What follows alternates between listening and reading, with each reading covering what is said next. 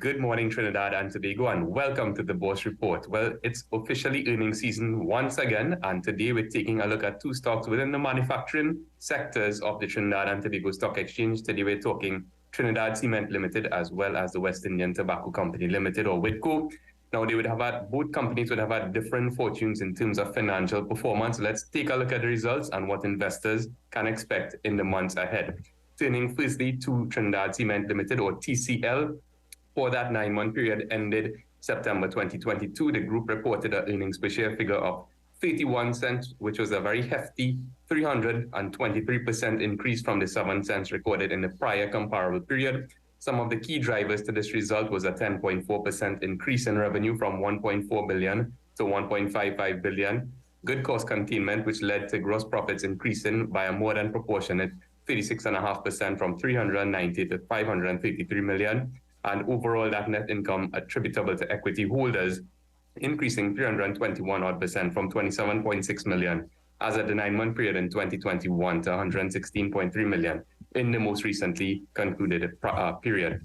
When we take a look at the revenue story, well, revenues have been somewhat stagnated over the past several periods, certainly during that COVID, but there has been a significant recovery in recent times, and that 10.4% increase was driven primarily by increases in the sales of cement, whereas, well, in that light blue segment, whereas concrete sales would have actually fallen from 47 odd million to just about $40 million. And there was an actual negative revenue generation in the packaging from an accounting perspective, given that the mix between third party and external or internal sales generation. Now, when we take a look at the macro picture in terms of economic activity, we can see that domestic sales and exports of cement in Trinidad and Tobago would have increased just about 8% from 518.9 thousand tons or 0.8 thousand tons to 560,000 tons, primarily driven by an improvement in domestic sales in that dark blue segment from 293 odd thousand tons to 342 odd thousand tons for over the 9-month 2021 to 9-month 2022 data, and this is of course available over the central bank's data center. Exports meanwhile fell marginally from 226,000 tons to just about 218,000 tons, and again, bear in mind this is volume sales, not adjusting for any potential price adjustments that they may have been over the comparable periods. Now, what that has translated into in terms of that increased revenue generation and cost containment is an improvement in TCL's operating and profit before tax margins. Profit before tax margins in particular would have nearly doubled in that green segment, where it would have been hovering at around 8.8% or thereabouts in 9-month 2021, nearly doubling to just under 16% in that 9-month period of 2022. So certainly good news from a shareholder perspective in terms of every dollar that TCL generates in revenue, more of it is being translated into earnings for shareholders, and that could only be a good thing, certainly in the near term. Now, at the price of $3.52 per share, TCL is trading at that price earnings multiple of 5.7 times, which is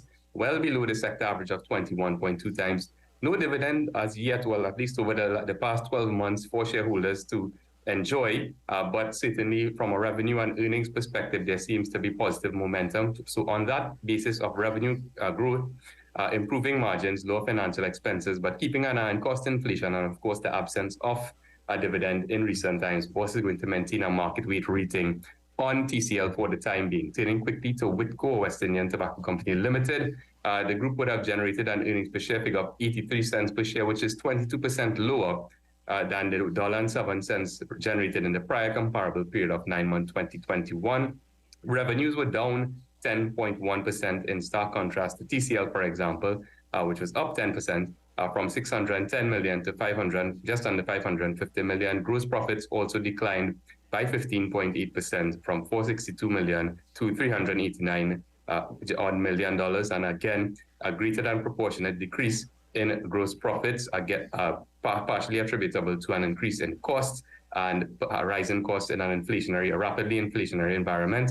And overall profits for the period declined 22% from 270 to 208 million. Now we can see from a revenue perspective that this is the third consecutive comparable period of revenue declines for Whitco, in fact, revenue declines period on period has actually been accelerating, falling from 659 million in the 9-month period of 2020 to 549 million in the most recently concluded period. So a nearly, a more than $100 million decrease in revenues over comparable periods, the past two comparable periods rather. And when we take a look at Whitco's margins, which have usually been a very important bellwether for investors when assessing this particular company, we can see that some of their margins, or all of their margins rather, have started to dip, where gross profit margins, for example, in that blue line has hovered around that 75% level.